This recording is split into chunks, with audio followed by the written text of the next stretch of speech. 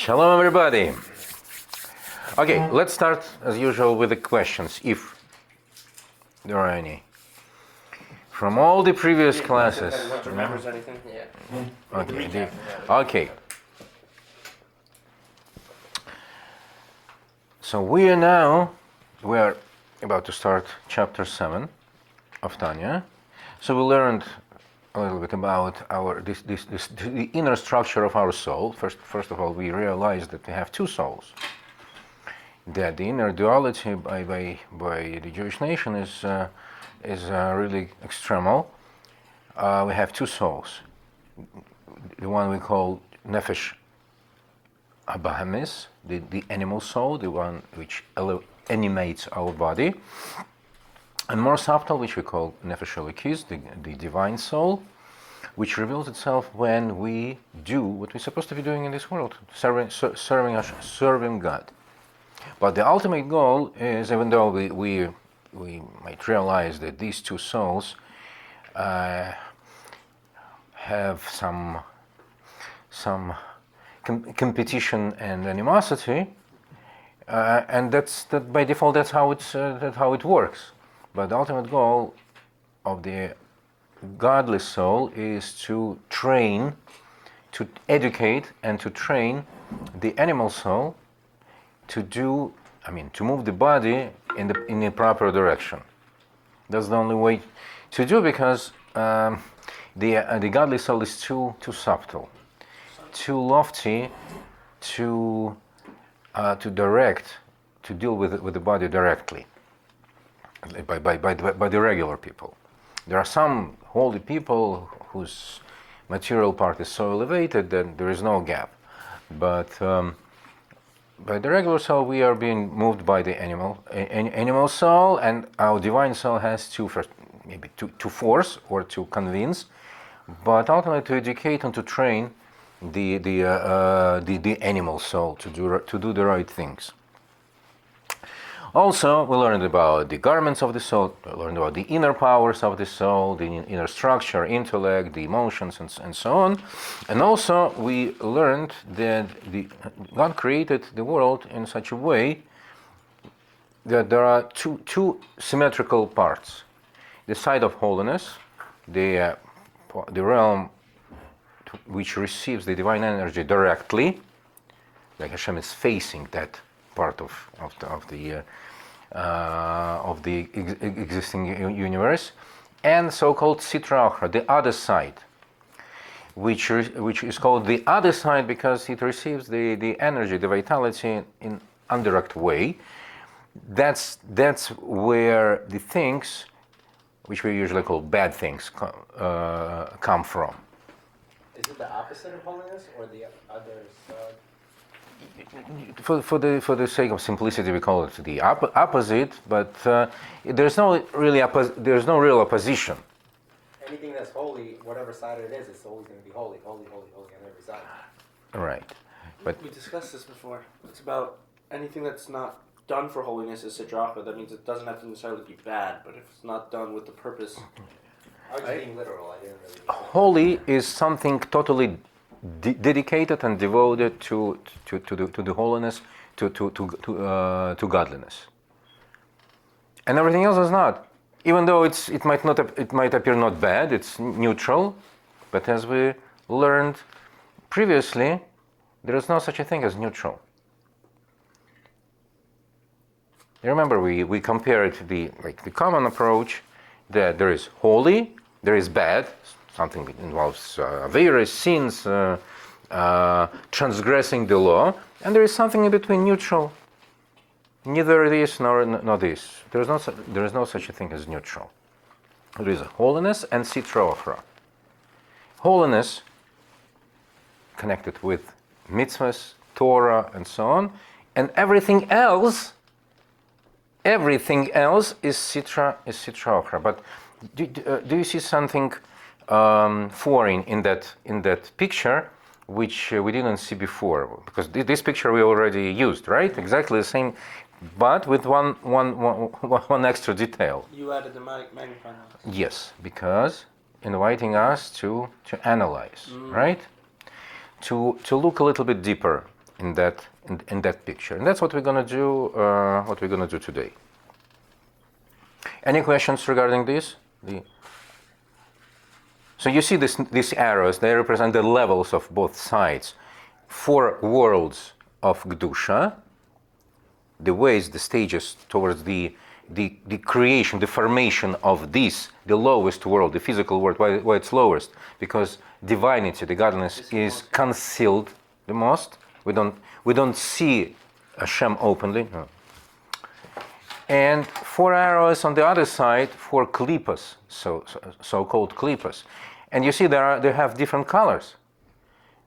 Because as we learned before, there are 2 groups, 2 levels of the other side. 3 completely impure Kelipot shells, and one which is called Klipat Noiga or Klipat Noga, the shell of shining, which is something in between, some realm between holiness and impurity. And that's the one that comes to our world? Yes, that's the level of our world. But there is. How does it transform from completely impure to? Is it kind of like? That's very deep question, very deep topic. It's connected with the first scene of Adam, and it's I would rather not touch it. Just that's the reality now. That's what we're dealing now. That's how the world is constructed nowadays. What brought it to specifically this picture is not so relevant right now. Okay, so not to explain why it is, but is it kind of like opposite of where the Kedusha side, each level is another contraction? Is it the opposite on that side? Where like that I already said. That don't take this picture as the exact geometrical plan. Mm-hmm. It represents certain ideas, concepts. There is a symmetry, there are levels on one side, but on this side, the concealment is the constructional tool to create the reality of the lower level. Why do you need to conceal the godliness? To allow no, not just for that. To allow the finite creature to exist. Otherwise, the divine energy would destroy it. True. On the other side, the concealment is the purpose. That's why it's other side. To create the darkness, and from that reality come those things which we associate with bad, with prohibited, which exist to give us the ability to practice free choice. Because to have free choice, you need to have some number of options. That's right. So we said that all the impure animals, whatever is prohibited, and whatever is prohibited from the realm of plants, like orla, kilaim, or whatever was used for idol worship, whatever is connected with prohibitions, derives its existence and has the roots of its soul in the 3 impure, completely impure klipot, evil klipot, right? Now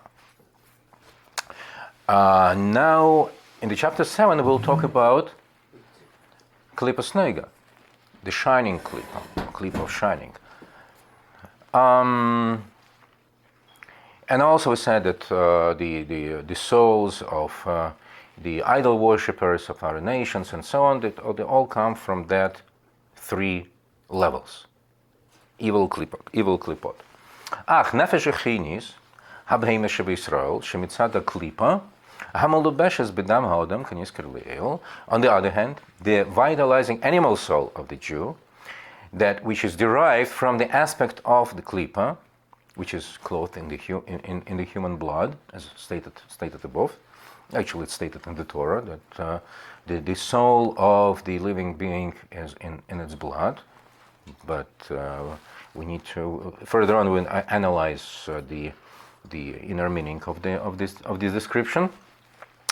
When nefesh is Behemis v'chayis v'oifis v'dagim toirim umitorim ba'achila. And the souls of the animals, beasts, birds, and fish, which are clean and fit for the consumption for Jews. I don't know why the word souls in this translation is put in the quotation marks.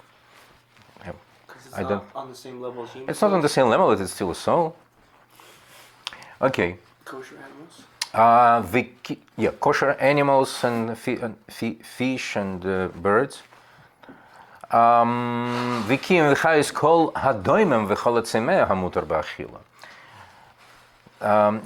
the existence and the vitality of the entire inanimate and entire vegetable world, which are permissible for consumption. Right? Every so-called kingdom, there are four kingdoms according to the Kabbalah, which correspond to 4 letters of the divine name. Inanimate, damem, or the literal translation of this term would be silent. It means it doesn't reveal its vitality. Like this chair, it exists, right? If it exists, it has soul, has vitality, but it's not revealed. That's why it's called damem, silent, because the voice is the tool to reveal something from inside. And the garments. But it does. Somehow it does reveal its soul. Maybe you can tell me how. When it doesn't like you, it breaks. I don't know. By the fact of its very existence. But that's the only one. That's the only way. It's like one-dimensional reality. It's either 0 or 1. Yes or no. Exist? No existence. So it does exist. There is soul. Next level is the kingdom of plants, which there is another dimension to it. They don't not only exist. There is some dynamics of growing, right? Next kingdom is the animals, right? They not only they exist, not only they grow, they also move. And the 4th kingdom is Medaber, the humankind, which is called Medaber. Unlike the silent Damem, Medaber means this speaking. We have ability. Not only we exist, not only we grow, not only we can move, ability to reveal the power of our mind. So on each level, which is given to us to use, silent plants, minerals, plants, animals, there is something which we are allowed to use, and something which are not. Animals could be kosher animals, not kosher animals. Non-kosher animals, they belong to the evil Kelipahs. Kosher animals, we just learned. I don't know why I'm pointing at the chair. The kosher animals, we just learned, their souls and the power of existence for their bodies comes from Kelipah Snoga, this shining Kelipah. The same with plants. Are there any kosher plants? Non-poisonous? You see, it's less, the level of the kingdom is less developed, more simple. So being more simple, they kind of closer to holiness. Therefore, there's no non-kosher species of plants. But it could be kinds of plants which we are not allowed to consume. Like orla, the fruits of the first years of fruit bearing. Fruit-bearing tree. But isn't that because it's holy? Like it's for God, is that? But it's prohibited. So it still comes from the Kelipah? Yeah. Oh, okay. Or kilayim, in the case when the seeds of different species were planted together, the Torah gives certain restrictions. Also, that would make them prohibited. Grafting. Welcome to the Kelipah. I mean, to the evil Kelipahs, and so on. With minerals, With minerals, what could be so bad with minerals? What could make minerals edible, let alone non-kosher? Salt, let's say, right?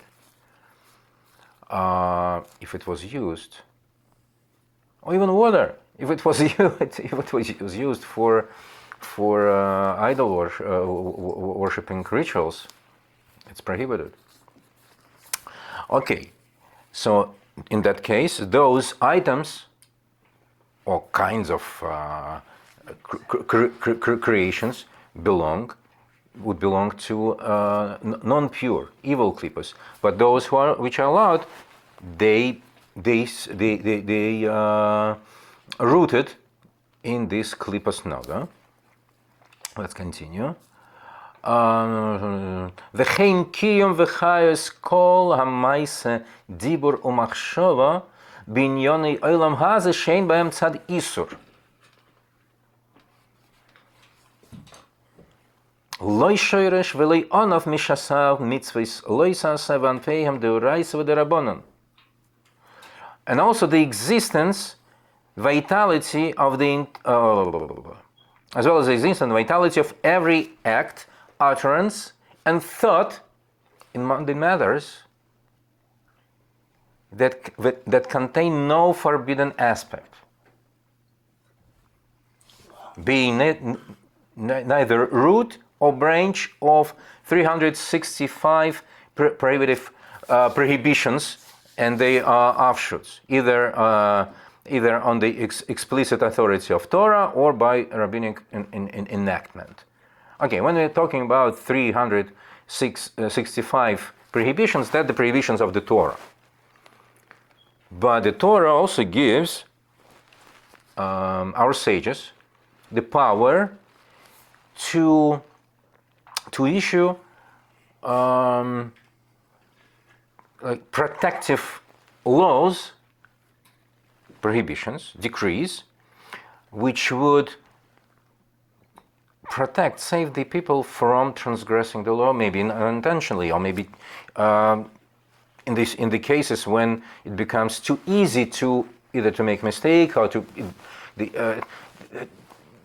people would be too close to to do what is forbidden. You won't be able to, let's say, withstand the temptation if it's too easy. You know, that's the human nature. So you see, even though that's a very important point now. Even though the level of responsibility and which includes possible punishment and so on, is not the same. The Torah gives you the certain laws, the prohibitions, and says that for transgressing those laws, that should be the punishment. It's not the same as with the laws of our sages. There's no death penalty for transgressing the prohibition of of our sages. Even though there are certain means of education, so to speak, but there is something equal in both kinds of prohibitions. Besides the idea that when the person disobeys the decree of the sages, he does actually double transgression. He transgresses that decree, and he violates the commandment of the Torah to follow the decrees of the sages. But there is something essentially the same in the decrees of the sages and the Torah laws. Essentially.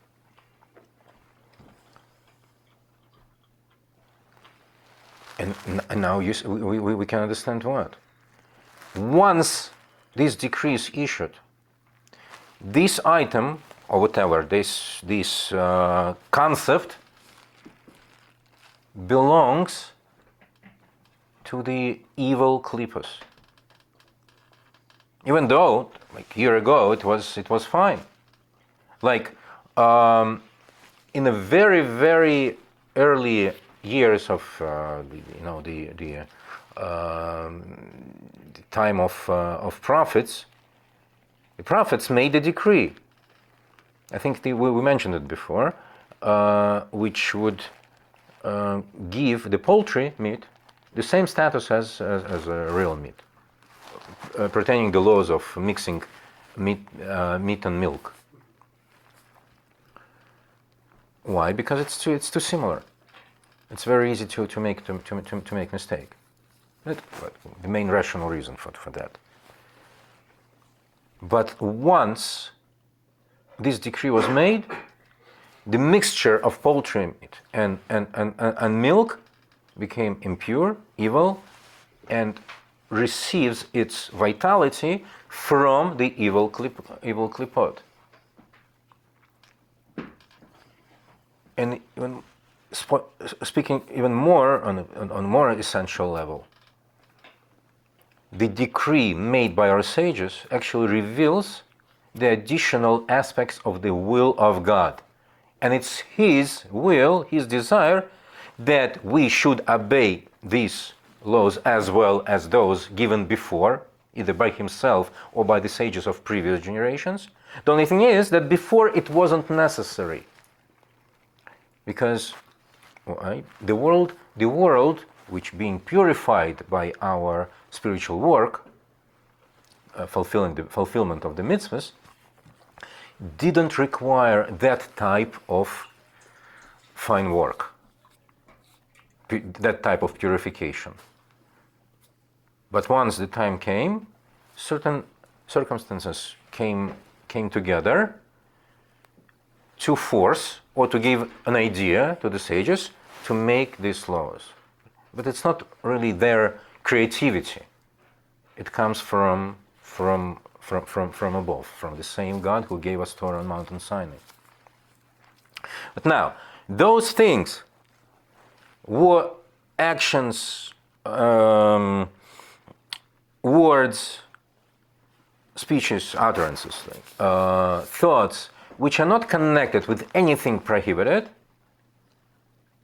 They come, they receive their vitality, they are rooted in the fourth level of klipot, which is called the Kelipah of shining. This is the realm where goodness is mixed with evil. Bad and good are mixed. That's the essence of Klipos Naga.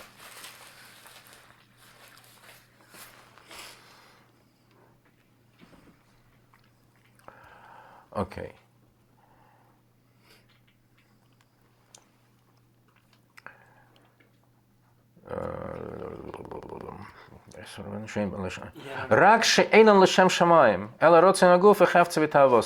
So they're not bad. It's not actions of prohibiting the law, transgressing the law. It's not the speeches of, let's say, slander or something else.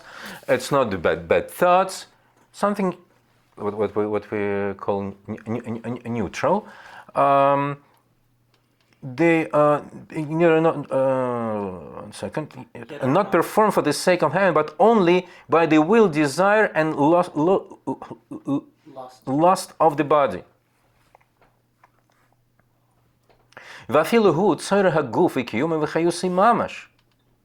And even where it's needed, it's in need of the body, something necessary.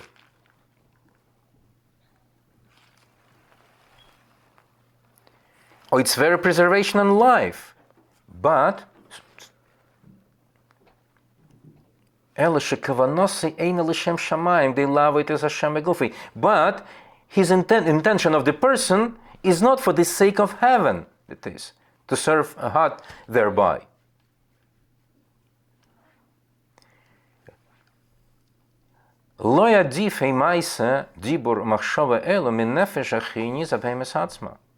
All these acts, utterances, and thoughts are no better than the vitalizing animal soul itself, which, like we learned before, it comes, it's rooted in that Kelipah, Kelipah of shining, Kelipah Noiga.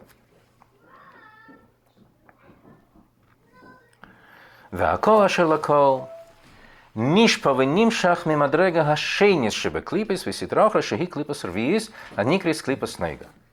And everything in this totality of things, what we mentioned before, flows and is drawn from the second gradation to be found in the Kelipos and Sitra Ochra, namely a fourth Kelipah called Kelipos Noiga. I'm pronouncing it in the Ashkenazic way, or Kelipat Noga.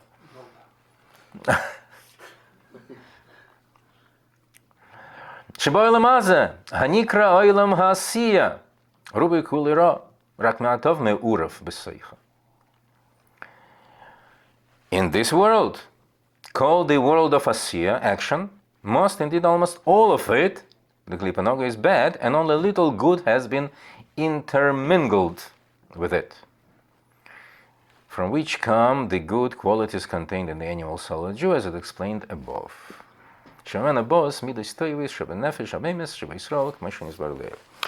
Okay, so now let's reflect on what we just said before we'll go into the specifics. Oh, one second. No, we need to read a few more lines. והיא בחינה ממוצס בין שלוש קליפות הטמאס לגמרי ואין בחינס המדרגה הקדושה. Now, this Kelipah Noga is an intermediate category between the three completely unclean Kelipot and the category and order of holiness, Kedusha.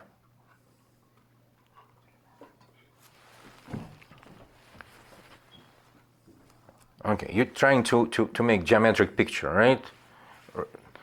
Remembering the picture which we saw before. So here we have Sitra Achra, evil. Here we have holiness, Kedusha, and somewhere in between this Kelipos Noga.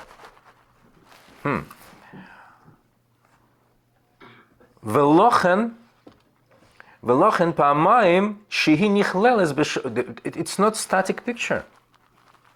I mean, it might be useful to have it in the picture, and I'll bring the next slide in few seconds. But you need to understand that this is dynamic picture, not just a table, column, and column in between. It's not static. ופעם שהיא נכללת בשלוש קליפות הטמאס, כמו שכתוב בעץ חיים, ופעם שהיא נכללת ועולה בבחינת מדרגת הקדושה. Hence, it is sometimes absorbed within the three unclean klipot, and sometimes it is absorbed and elevated to the category and level of holiness. דהיינו, כשהטויף המעורב בו נסבורר מהרע וגויבר ועולה ונכלל בקדושה. As when the good that is intermingled in it is extracted from the bad and prevails and ascends until it is absorbed in holiness. Now let's reflect on this. So on the right, this part which we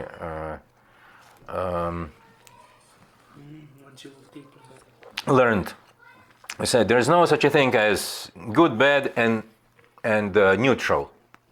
It's Kedusha and Sitra Achra, the side of holiness, and other side, evil. Now let's look more careful into it. This Sitra Achra, as we just learned, includes two levels. 4 evil klipot. I made this area smaller just for graphic purposes, but it's 3 levels. And but again, I didn't measure them with the tape, so I don't know. Maybe Kelipos Noga is wider, but whatever. Again, don't take it geometrically. What's important for us? What is evil klipos? Something which gives the vitality source to exist for prohibited things, which is called in Hebrew isur. Prohibited. But this term is very, very powerful. We'll learn the inner meaning of it, as well as the term mutar, allowed, also has a very specific meaning. So, whatever belongs to this area is prohibited, cannot be used, should not be used by us. Why? Because we have no power to elevate it. The purpose of us being in this world is to elevate this world, to bring the godliness into revelation in this world, through using the objects in this world according to the will of the Creator. We transform this world. By using these objects, kosher food, tefillin, whatever we can use for the sake of our mission, we elevate this area of the world which we get in touch with. And from our collective work, the whole world is being elevated, which would eventually bring Mashiach to this world, which means the ultimate revelation of godliness in it. But there are certain areas in this world which we have no power of to elevate, and that's why they prohibit it. Not only we don't have power, it's dangerous. Dangerous in the sense that violating these, how to say, safety rules. Not only we're not able to elevate it, but by touching it, we're damaging our souls, God forbid, and damaging the world in a whole. So no elevation. But you see, there is some area with question mark. So this rule, no elevation, is not absolute. Because there is a way to elevate even this substance. I'm running a little bit ahead, but just we'll get to this idea later on in more details. But there is one. It's not hopeless. How? At least in two ways. First of all, by avoiding this. If whatever is allowed, we elevate by using it proper way. Whatever is prohibited, we still can elevate, even on more subtle level, by, how to say, deviating from it. Or there is an even more radical way to elevate it. It's not just subtle as this, but completely transforms this evil thing. That if, by mistake or whatever, the person transgressed the law, with all the consequences, bad consequences, which necessarily would follow, but then he finds, how to say, power within himself to do tshuva, to regret, not just to regret, to say oivei, but to really deeply to feel bad about what's done, to make decision not to repeat it, and transforms himself from the pain of this regret, then this bad thing, which previously not only wasn't elevated, but caused this person to go down even more, now it's being elevated infinitely. But you can understand that it's not easy thing at all. Not so easy possible. But now, that's still the possibility of elevation for that part of the universe. Now, our main area of interest is the middle section. Kelipah snega. Whatever is allowed is allowed, but if it's kosher, is it necessary holy? No. Not necessary. It depends, as we said.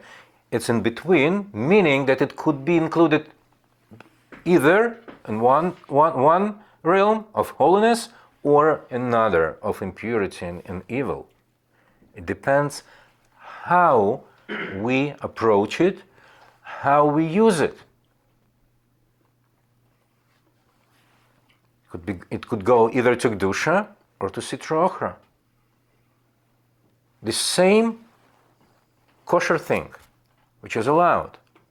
If it's gulped just to fill stomach, it becomes bad, becomes impure. Not on the same level, and we'll learn the details, the differences. Not the same level as evilness and impurity of something prohibited, but still it goes into impurity. But if it's done with the pure intention, like we said, even the things which are necessary for the existence for the life of the body, right? See, how can I avoid it? How can I live without those things? Those things also could be approached differently. If you sustain your body knowing that this body is giving you as a tool by Creator, as a vehicle and tool to fulfill your mission, then those means taken to keep it alive become holy. But if you treat your body as just an animal who needs to eat, and you don't think about what's the purpose of your life, then it becomes impure. And there could be many more examples. But the principle, the idea, you understand. So the picture is clear. Completely? It's not done yet. Huh? We're not done yet. We're not done. What's left? Kedusha, holiness. What's unclean? What's unclean with the holiness? With the kedusha? It's holy. Holy things, mitzvahs, Torah study. What could be questionable about it? Holy, but there's levels to the holiness. Okay, so there is a room to grow, but at least there's no options. What we said, with the evil Kelipahs, it's bad, it's prohibited. Just stay away from it. You know, for the sake of more educated conversation, we learned that there is still a way to elevate it by avoiding or by doing tshuva. The main area is Klipas Naga. That's where most of the choices of our life are being made, right? In our mundane life.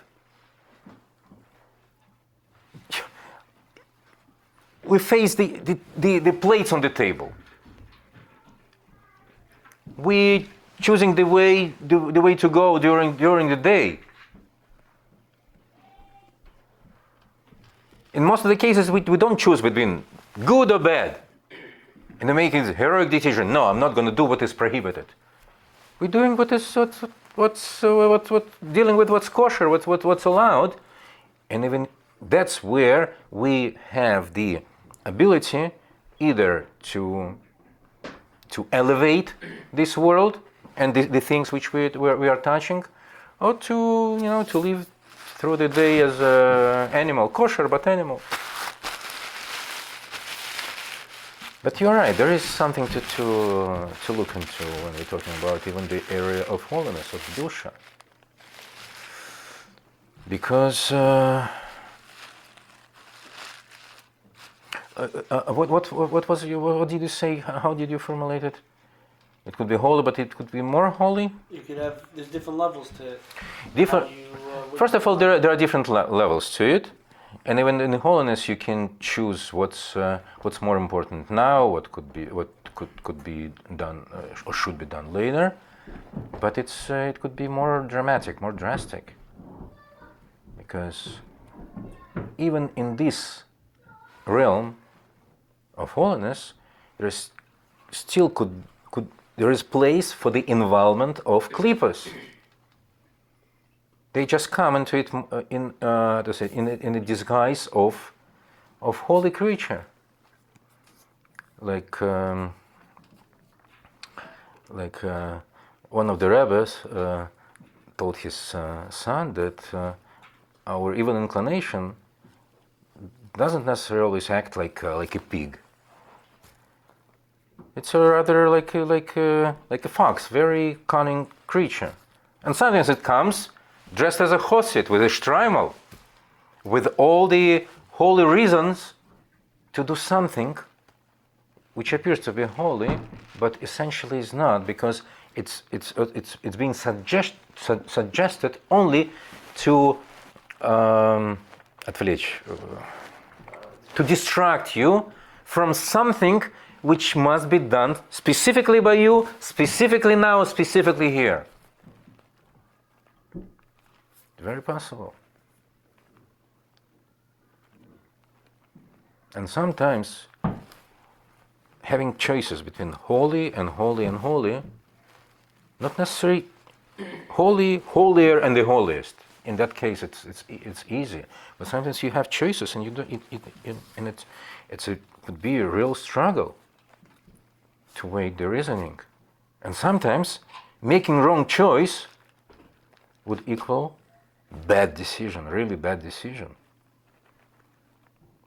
Even though it might be disguised in something holy.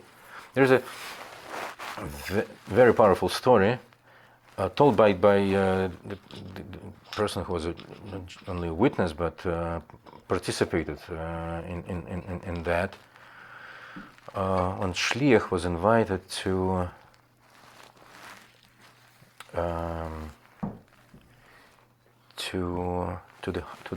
the wedding in a Litvish family, and either the father or the grandfather, the honorable relative of the bride or groom, came with the wheelchair.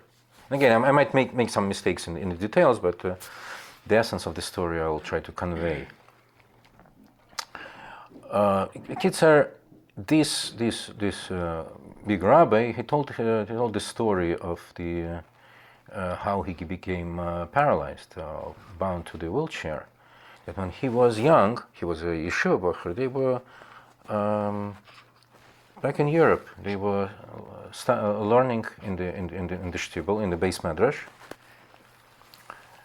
And suddenly, the simple Jew, the balagola, the wagon driver, ran in and said, "Please help me! My horse got into the ditch or not mud, swamp." Yeah?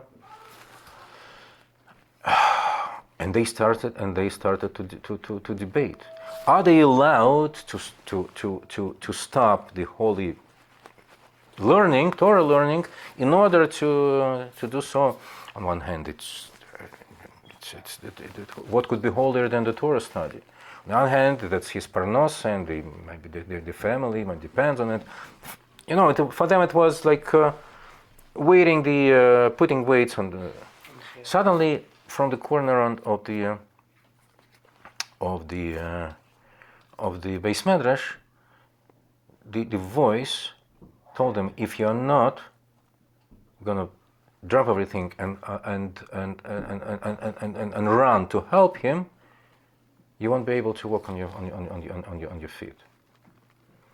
Who was this? The guy who was considered to be not just simpleton and drunkard and pauper, each of their shiker, let's say. That's what. So they just didn't take it seriously. He repeated. Finally, they didn't listen to him, but they continued debate, and they decided to go, but it was too late. The horse died. Yeah.